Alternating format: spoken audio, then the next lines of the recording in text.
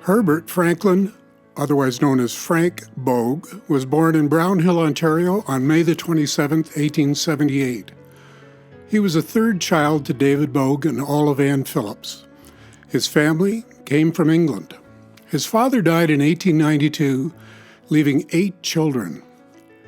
In 1902, Frank, who was then age 24, and a friend, Walter Earle, went to Western Canada to aid in the harvesting. At one time, he worked on Manitoulin Island in some part of the logging and lumber industry there, and later drove a horse-driven ice wagon in Toronto for the Lake Simcoe Ice Company. Some members of the Boag family lived on Belmuto Street in Toronto. Around the corner on Czar, which is now Charles Street, Peter McCallum and Anne Petch lived with their 12 children. And Frank soon noticed their daughter, Nancy McCallum. Nancy was born in Cross Hill, Ontario, on April 15, 1875, and was the eldest of 12. Her great-great-great-grandfather, James McCallum, was born in Inverary, Scotland, and the family lived in New Jersey and New York before moving to Ontario. Nancy left school early, moved to a rooming house in Toronto, and worked as a seamstress while some of her sisters served as domestic help to wealthy families. After a short courtship, Frank and Nancy were married at the 4-year-old City Hall on September 30th, 1903. They lived on Belmuto Street on the site of the future and now demolished Uptown Theatre. Their daughter, Gwelda, was born there a year later. Soon they bought a lot at 82 Hallam Street, which was then a rural area with no paved roads and a stream nearby. He built a 3-story home there and a similar home on the adjacent lot. He had decided to become a carpenter as his father and grandfather were before him. They lived in one room, later their kitchen, until the rest of the house was built with the help of many of his tradesman friends. Among them was his father-in-law, Peter McCallum, who had done carpentry, carriage repair, and coffin making when he lived in Cross Hill. A second daughter, Voy, was born on December 21st, 1909, followed by Jean in 1913. She was born on the second-floor front room after her uncle, Leo Boag, pedaled to Bloor and Dufferin to get the doctor. Peter Colville's Hotel Presqu'ile and Dance Pavilion had opened in 1905 at Presqu'ile Point near Brighton, and despite being described as a beautiful summer resort, it lacked electricity, running water, and guests had to arrive by horse and buggy or boat, which cost 15 cents return from Brighton. The initial accommodation was for 20 guests, but was gradually expanded over the next few years. As reported in the Brighton Ensign, July 1913, quote, "Each year Mr. Colville increases and improves his buildings, and this year has enlarged the pavilion considerably and erected a confectionery and refreshment stand close to the pavilion. Last year, he built an extensive addition to the hotel, making the dining hall a very spacious one and adding several bedrooms," unquote. That same year, Frank built a dance hall called the Presqu'ile Pleasure Palace for Brighton businessman Grant Quick. It was across the road from the hotel and dance hall owned by Colville. Most of the building was untreated wood construction, but the large dance floor was tongue-and-groove maple, and with an application of wax was very smooth and danceable.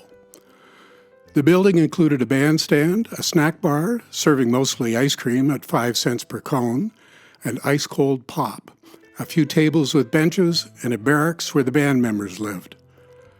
The shutters were held up by long metal rods and could be lowered in bad weather. During construction, Frank and his family pitched a tent on the lakeside of Presqu'ile through the woods and directly behind the pavilion. In August 1914, the Presqu'ile Summer Hotel Company bought all of Colville's assets. Grant Quick and his sister owned 51% of the shares, and Grant became the manager. 3 of Nancy Boag's brothers and her sister Irene McCallum had shares in the hotel company, but were soon bought out by Mr. Quick. They later purchased a lot west of the hotel complex, and Nancy's father, Peter McCallum, who had stayed at the hotel for the whole summer, built a cottage in 1922 called Kumango, which has now been demolished and replaced. Grant again hired Frank, this time to add upper and lower verandas, a new addition for guest accommodations, a large kitchen, and several more cottages for guests. New housing and general construction slowed dramatically from 1916 to 1918 due to wartime labor and supply shortages. So, to maintain a steady income and support the war effort, Frank became a munitions inspector in Oshawa. The family rented out their Toronto house and moved to Oshawa. Their first place was a set of rooms over Barnhart's Pavilion.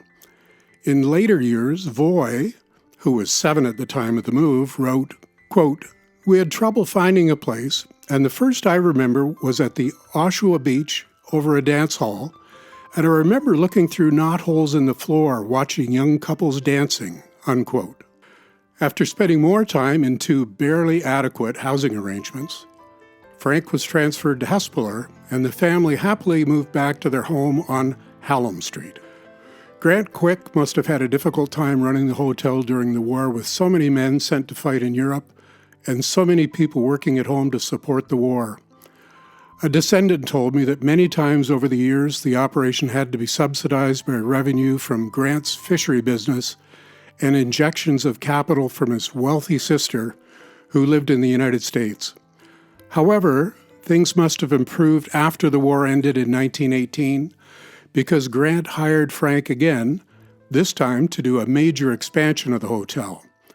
Grant was a keen businessman, very intense, appeared not to have much of a sense of humor, and always seemed to be working. The fact that he was hard of hearing may have contributed to the feeling he seemed somewhat unsociable. However, hiring Frank after previous work in the pavilion and the hotel showed that they had a good working relationship. Grant needed help, and Frank supplied it. This new work started in 1921 and 1922. Lumber and building materials were purchased in Trenton and moved by barge through the Murray Canal to the site. In June 1922, Frank sent a postcard to Jean, who was age 8 at the time, in Toronto. Quote, "Just a card of one of the views of the point. How would you like a cottage at this end? Love, Dad," unquote. So the germ of an idea had been formed. According to the book Presqu'ile, written by Bonnie Brown, quote, "After the expansion, the hotel had 32 units with 3 special suites. A hall ran down the entire building with guest rooms on either side. There were 2 bathrooms in each floor, one for female guests and one for males. Each bathroom had a toilet, sink, and a bathtub. The main floor entrance had a half-circle counter with a grand staircase and lots of antique furniture. By 1924, the hotel dining room had a seating capacity of 225, and the hotel rates were $3 per day, or $16 per week, including meals," unquote. As reported in the Brighton Ensign in July 1922, quote, "The Presqu'ile Summer Hotel presents a most charming appearance outside with all of its new improvements and additions, and inside is quite the last word in comfort and convenience as well as elegance. The new rooms and suites with their new furniture are most charming, but we venture that nothing is more highly appreciated than the running water and baths that were added this spring," unquote. Grant Quick started construction to bring hydro to Presqu'ile Point in 1922, and when service began in 1923, Grant had spent $13,000, some of which he got back from cottagers who hooked up to the new line. Also in 1923, the Brighton Golf Club was formed with 150 members. The 9-hole course started from the site of the current park store with 4 holes to the north, 1 par 3 hole west, and the last 4 holes paralleling the lake to return to the clubhouse. The grass cover was not very heavy over the sand base, and there were plenty of sand traps. At the beginning, fees were 50 cents per round. The club closed in 1947. 100 yards from the golf clubhouse was the entrance to the beach. Johnny Connors was the club groundskeeper, and each day he would ride to and from work from his home on Highway 2. With his horse Prince and his buggy, he came through the Lakehurst Street entrance and along the beach. In the early 1940s, after he finished work, I would hitch a ride with him along the beach and walk back. It was only many years later that we realized that my wife Eleanor had met him at the Lakehurst end of the beach. Presqu'ile Beach stretched for about 2.5 kilometers south from the Lakehurst area. Harold Atkins wrote, quote, "It was well utilized in the 30s, 40s, and 50s. Public and private pools were not common, TV was not widespread, and Sunday sports were restricted. One Sunday in the 30s, there were 1,000 people on the beach, and another report gives a figure of 9,000 people one Sunday in the 50s. For many years, cars were allowed on the beach until the province took over. It was usually quite safe for swimming, as the slope was very gradual and there were a number of sandbars before the deep water was encountered.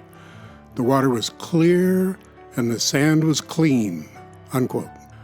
I'm not sure when Frank Boag signed a 99-year lease with the Presqu'ile Park Commission pertaining to Lot 10 on Lake Shore, or as it's sometimes called, Sandy Beach Road. Boy wrote, quote, "It was so windy when we were building it that we wondered if we had made a mistake in the location we had chosen. But we were handy to the golf club and beach and were always pleased with it once the building was erected. We pitched a tent on Grandpa Peter's orchard under the spreading apple tree.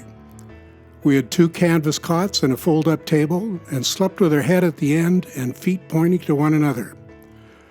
We each had our own spoon, knife, fork, plate, and cup, and were responsible for them.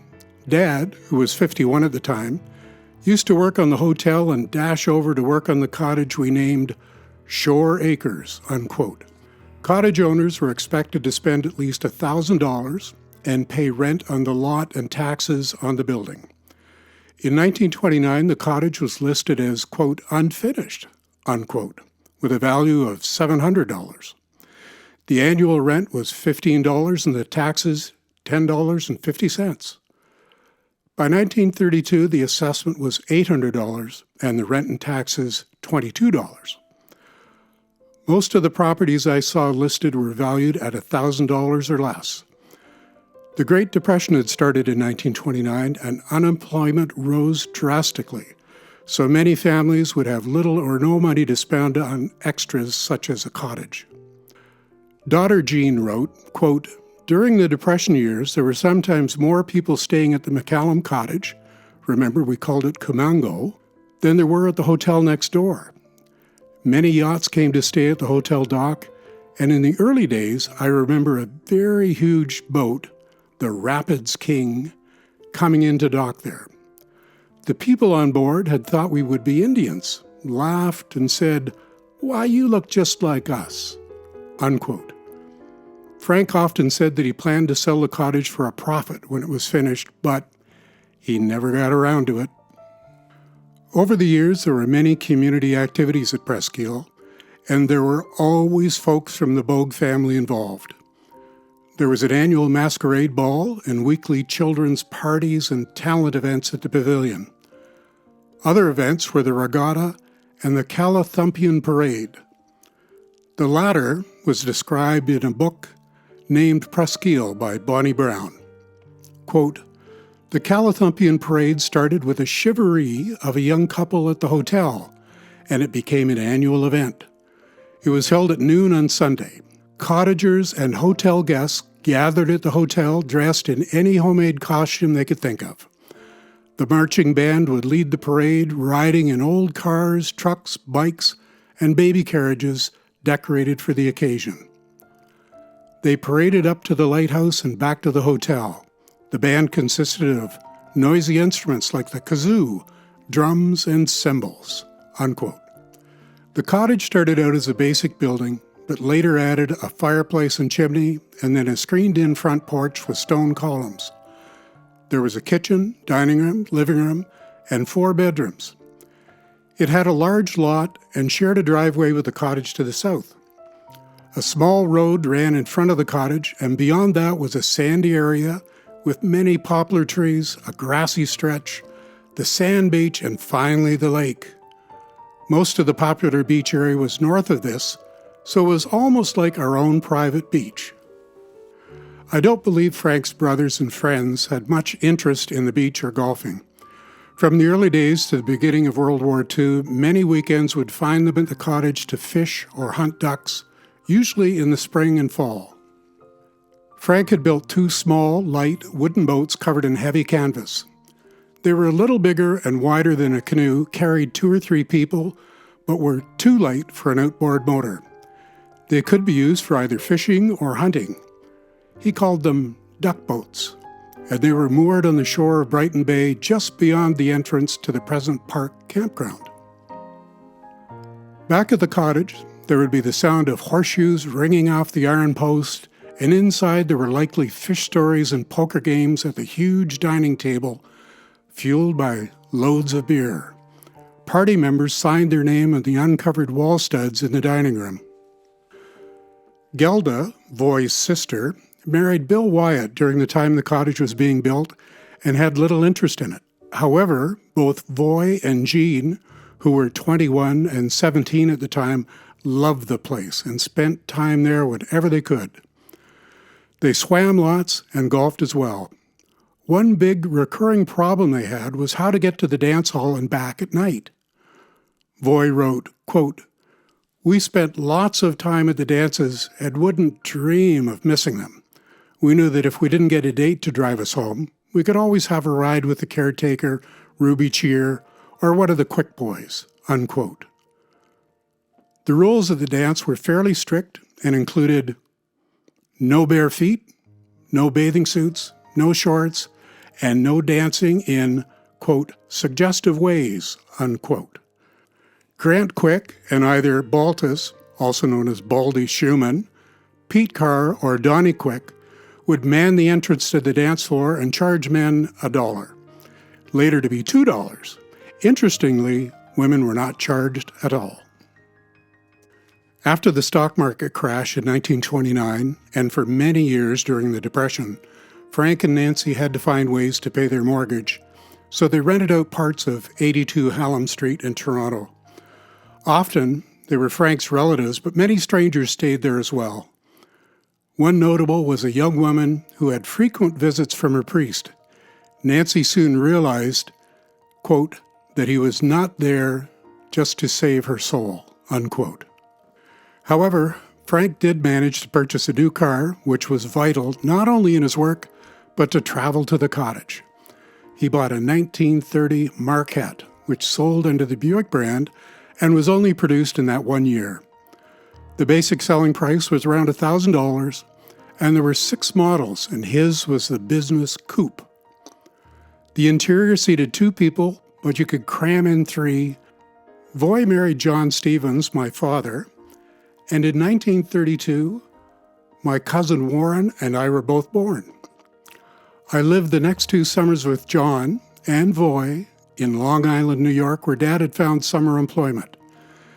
After that, I spent every summer at Shore Acres until I was 15.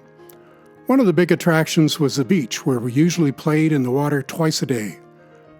Because the lake sloped out so gradually, we always could touch the bottom, and although we played a lot in the water, we never really learned to swim well. Another activity was fishing, and from an early age we fished with Grandpa.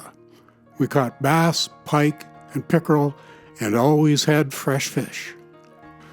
On the weekends, when we were usually at full capacity, we had to share in the mealtime chores. This could include setting the table, washing or drying dishes, preparing a meal, etc., and applied to every meal of the day. You drew a chore from the job jar and could trade with someone if you had other things to do at the time. Everybody participated except the very young kids and Grandma, who seemed to work all the time.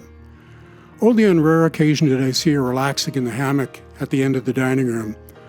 Of course, you were also responsible for making your bed, tidying your room, and looking after your own clothes. As long as I can remember, we expanded to the empty lot to our north, where we had the horseshoe pits. We played on a 3-hole triangular putting course. Each hole was about 2 widths of a lawnmower wide and about 30 feet long. There was also a badminton court. The net ran north and south, so one side was always against the prevailing west wind, and you really had to smash the birdie. You could see the Northumberland Hills and the road from Brighton from the cottage, and every Friday night we would watch the approaching cars to guess which one would have members of our family coming for the weekend. On stormy nights, we loved to listen to the rain on the roof and watch the lightning over the lake and the hills to the north. Until we installed indoor plumbing, we had to move the biffy every year or two. Frank once told some of the girls' friends that it was a hot dog stand. Voy and John added to their family with the arrival of Edward, known as Ted, in 1937. In 1938, Jean, Voy's sister, married Harold Tansley, a purchasing agent and gifted pianist. She worked for National Grocers and later the Ontario government. By this time, John had found full-time work in clothing sales at Eaton's College Street store. Their third child, Barbara, was born in March 1939. Also on that day, Hitler, using large doses of propaganda and even larger threats of an invasion, took over Czechoslovakia at the, quote, request, unquote, of its president. Despite a flurry of international negotiations, Poland was invaded on September 1st, 1939, and Canada declared war on Germany on September 10th. John joined the Royal Canadian Army Medical Corps 16th Canadian Field Ambulance Reserve Unit in July of 1940 and served until June 1941, while at the same time renting a house at 858 Shaw Street, working at Eaton's, serving on a murder trial jury, and adding Kenneth, also known as Ken, to his family. On June 3rd, 1941, I believe the entire 16th Field Ambulance Reserve Unit, including John, who was age 34 at the time, was called up to active service. He was certified as a third-class driver of wheeled vehicles and third-class motorcyclist.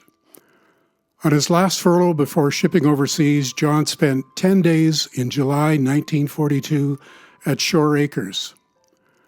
John said at the time, quote, "It will be a long time before I forget the picture of you and the kiddies standing on that platform. Thanks, Pet, for giving me a wonderful time while I was home.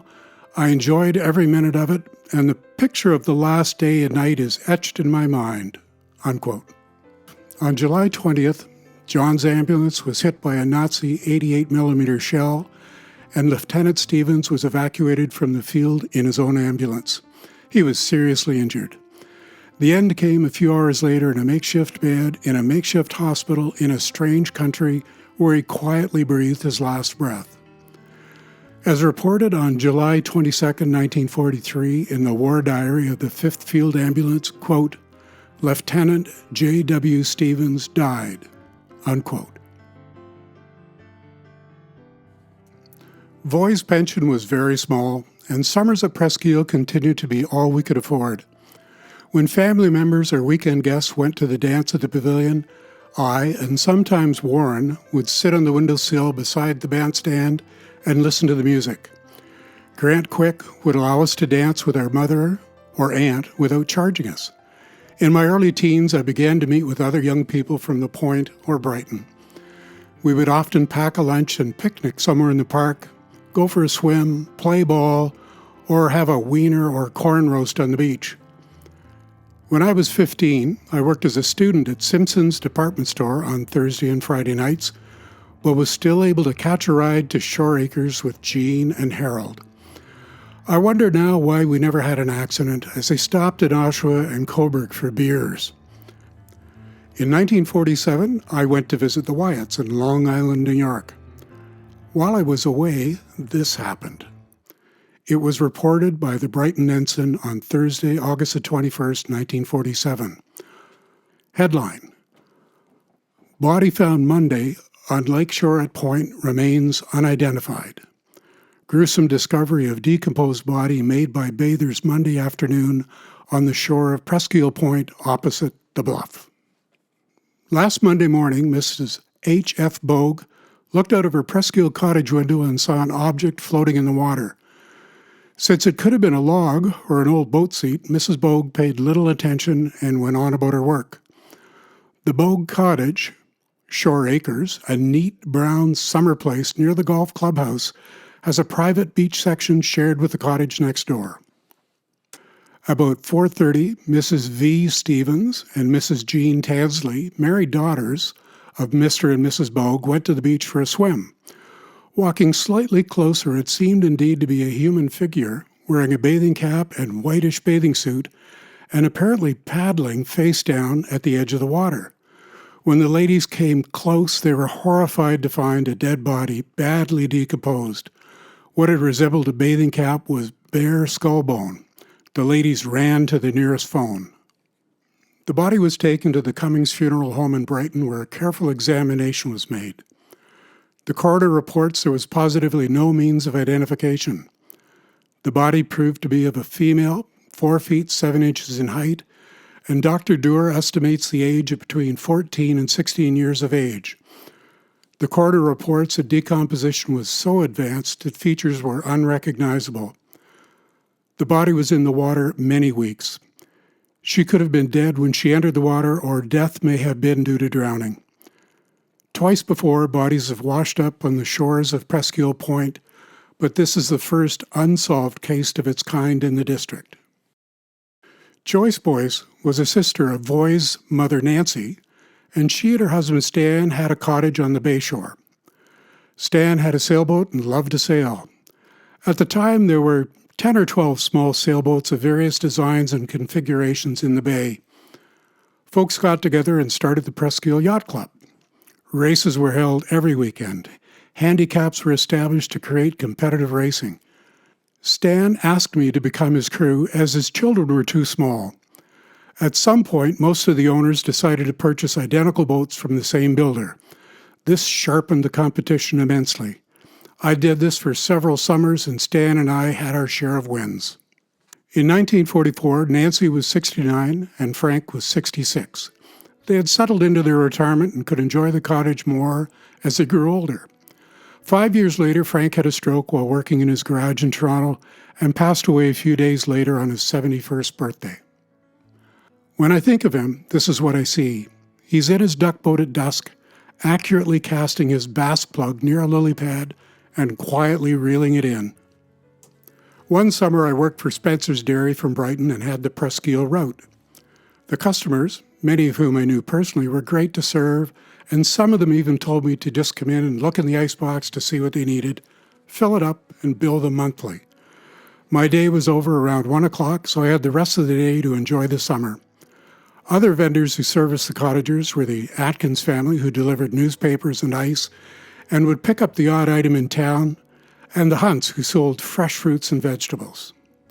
At this point in my life, girls and dating became very important, and Presqu'ile was a place where it all happened. The Scanlon family of Brighton arranged for me to take Eleanor Roblin to a dance in Belleville.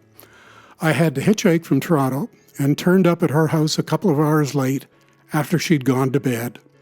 She got up and we went to Presqu'ile for a drive and a chance to get to know one another. Somehow she forgave me, and in 2024 we celebrated our 68th wedding anniversary. Every chance we got, we danced at the pavilion to big band music, made popular by bands like Benny Goodman, Artie Shaw, Glenn Miller, and Count Basie. Some of our favorites were String of Pearls, American Patrol, Begin the Begin, Don't Be That Way, and Moonlight Serenade. For any of you youngsters listening to this, just ask Siri and Google, and they will play them for you. Intermission gave us a chance to hold hands and walk down to the government dock to look at the ships and the moon, then along a dark street to the Woodmere snack bar for something to eat or drink, and to Mamie Atkins' store to listen to impromptu music played by cottagers, often including Harold Tansley on the piano.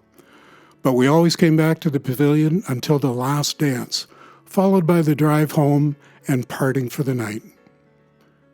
Jean recalls, quote, "The Ontario government decided to take over Presqu'ile Park in 1956, and our property was required by them to picnic and camp on. In spite of our pleadings to be left there, being good, law-abiding people for over 30 years, their comment and worry was that we might start a honky-tonk. Whatever could have been in their mind. I will never forget my mother Nancy in the hammock, who broke the news that we had to get out of Shore Acres. I feel that this blow led to her death the next year. Unquote. It is ironic and sad that no use has ever been made of our lot and the other 10 lots in that area. But Shore Acres was not finished yet. It was bought by the Brighton Boy Scouts for $25, moved across the ice to the southeast corner of Dundas and Alice Streets, and was combined with a school portable to become the Scotty Broughton Youth Centre.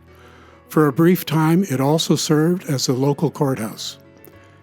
It would finally be demolished in 1973 to make room for the Brighton Town Hall, which stands on that site today. Shore Acres had represented 45 years of Frank Boag's craftsmanship and love.